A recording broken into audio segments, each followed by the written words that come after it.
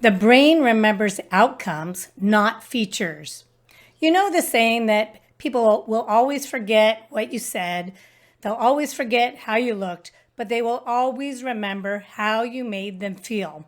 Well, it's the same with your product. It's the same for your solution. That's because our brains are hardwired for survival, rewards, and outcomes.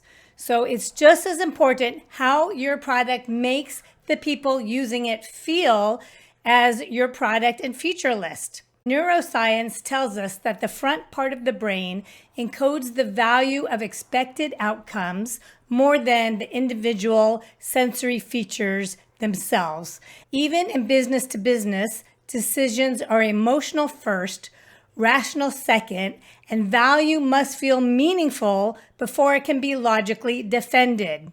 So your customers and their users are relying on these feelings, often subconsciously, to first decide to start using your product and then to make ongoing decisions to continue using your product. So why does this matter for your business?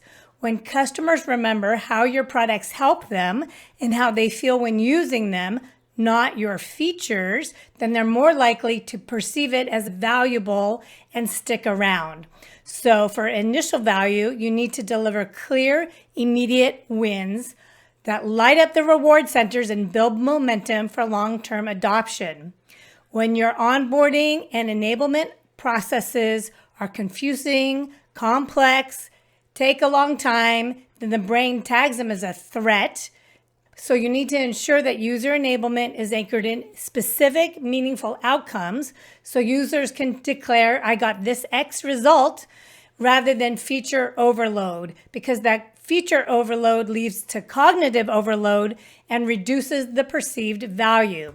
Then for ongoing value, remember to reinforce the emotional rewards that people receive, the benefits that they receive from using your product, not just the product features and lists as you roll out new features, new functions, new products, and grow your customer install base. Stories, examples, and use cases engage the memory system and are great for triggering the reward-centered part of the brains. If you're not aligning your messaging, your customer onboarding, and your success strategies with how the human brain perceives and processes value, then you're leaving money, loyalty, and customer growth on the table. Customers may forget what your product does, but they will always remember how it makes them feel. What value memories are you building today?